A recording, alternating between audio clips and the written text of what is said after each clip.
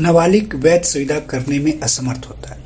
तो भारतीय संविदा अधिनियम 1872 की धारा 10 द्वारा यह स्पष्ट कर दिया गया है कि संविदा के पक्षकार सक्षम होने चाहिए। इसके बाद हम समझेंगे संविदा करने की सक्षमता। तो भारतीय संविदा अधिनियम की धारा 11 के अनुसार हर एक व्यक्ति संविदा करने की क्षमता रखता है, जो उस विधि के द्वारा जिसके वह अधीन है वयस्क और स्वस्थ का होना चाहिए, यानी उसकी दिमागी हालत ठीक होना चाहिए, एवं किसी विधि द्वारा जिसके वह अधीन है संविदा करने के अयोग्य नहीं होना चाहिए। तो भारतीय संविदा अधिनियम की धारा 11 के अनुसार हम कह सकते हैं सबसे पहला अवयस्क व्यक्ति, दूसरा विकृतिक व्यक्ति यानी जो पागल व्यक्ति होता है, और तीसरा अन्य ऐसे व्यक्ति जो विधि द्वारा विशेष रूप से संविदा करने में सक्षम नहीं होते, असक्षम घोषित किए गए होंगे, तो ऐसे व्यक्ति संविदा करने की क्षमता से अयोग्य घोषित किए। अब हम इसके बाद समझेंगे अवयस्क। तो अवयस्क से तात्पर्य ऐसे व्यक्ति से है जिसने वयस्कता की आयु पूरी नहीं की है।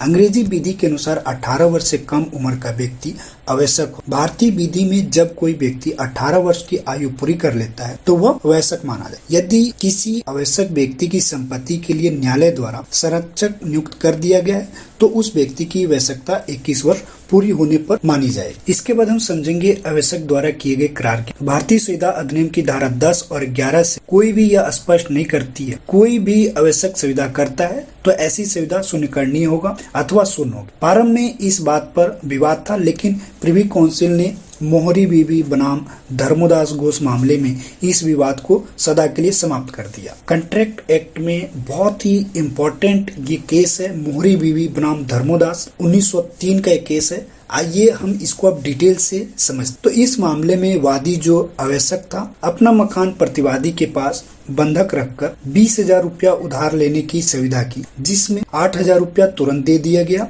इस कार्रवाई के दौरान प्रतिवादी के वकील को मालूम हुआ कि वादी अवयस्क और इसलिए उसने उससे वयस्क आयु का प्रमाण पत्र ले लिया। बाद में अवयस्क ने यह वाद आरंभ किया कि यह बंधक उसके अवयस्क होने के कारण शून्य था। इस केस में निर्णय क्या आया, अब हम इसको देखते हैं। तो न्यायालय ने वादी की आवश्यकता के कारण उस बंधक विलेख को रद्द कर दिया, क्योंकि उस समय के विनिर्दिष्ट अनुतोष अधिनियम 1877 की धारा 39 के अनुसार ऐसा अधिकार अवयस्क को प्राप्त था। ऋणदाता को केवल इतना कहना था कि जो रकम अवयस्क को दी गई है वह वापस करा दी जाए, और इसके लिए ऋणदाता ने भारतीय संविदा अधिनियम की धारा 64 का सहारा लिया, जिसके अनुसार जब कोई व्यक्ति जिसके विकल्प पर कोई सुविधा शून्यकरणीय होता है उसका विखंडन करता है तो उसने जो लाभ प्राप्त किया है उसे वापस करना होगा। प्रिवी काउंसिल ने इस तर्क के उत्तर में कहा कि यह धारा केवल शून्यकरणीय सुविधाओं पर लागू होता है, जबकि अवयस्क की सुविधा शून्यकरणीय नहीं बल्कि शून्य होती। इसके बाद ऋणदाता ने भारतीय संविदा अधिनियम की धारा 65 का सहारा लिया। इस धारा के अनुसार जब किसी करार का शून्य होने का पता चलता या कोई सुविधा शून्य हो जाए तो ऐसे करार या सुविधा के अंतर्गत यदि किसी पक्षकार ने कोई फायदा लिया है तो उसे वापस करना हो। विद्वान न्यायाधीशों ने इस तर्क को भी नहीं माना और कहा कि यह धारा भी धारा 64 की तरह है कि सक्षम व्यक्तियों में कोई करार या सुविधा हुई है जो बाद में किसी कारणवश शून्य हो जाती है या उसके शून्य होने का बाद में पता चलता है, यह धारा ऐसी स्थिति में लागू नहीं हो सकती जिसमें कोई सुविधा थी ही नहीं। अंत में प्रतिवादी ने तीसरा तर्क दिया कि विनिर्दिष्ट अनुतोष अधिनियम 1877 की धारा 41 में प्रदान किया गया था कि यदि किसी पक्षकार की प्रार्थना पर विनिर्दिष्ट अनुतोष अधिनियम 1877 की धारा 39 के अंतर्गत करार का विखंडन किया जाए तो न्यायालय ऐसे व्यक्ति को यह आदेश दे सकता है कि वह दूसरे पक्षकार को युक्त क्षतिपूर्ति करे। प्रिवी काउंसिल ने उत्तर में कहा कि निस्संदेह यह धारा न्यायालय युक्त क्षतिपूर्ति दिलाने का अधिकार देती है, परंतु इस वाद में क्षतिपूर्ति दिलवाना इसलिए उचित नहीं क्योंकि प्रतिवादी को वादी की आवश्यकता का पूरा ज्ञान था। इसके अलावा अवयस्क द्वारा किए गए करार के प्रभाव होते हैं, जो सबसे पहला है अवयस्क के विरुद्ध विबंध लागू नहीं होता है, दूसरा है संविदा से उत्पन्न दृष्टिकृति के अंतर्गत अवयस्क दायी नहीं, और तीसरा है पुनर्स्थापन का सिद्धांत, चौथा है अनुसमर्थन। अब आइए हम इसको एक एक करके डिटेल में समझते हैं। तो सबसे पहला था अवयस्क के विरुद्ध विबंध लागू नहीं हो। तो मोहरी बीवी बनाम धर्मोदास घोष के मामले में न्यायालय ने स्पष्ट किया कि अवयस्क के विरुद्ध विबंध लागू नहीं होता है। दूसरा केस था खानगुल बनाम लाखन सिंह 1928।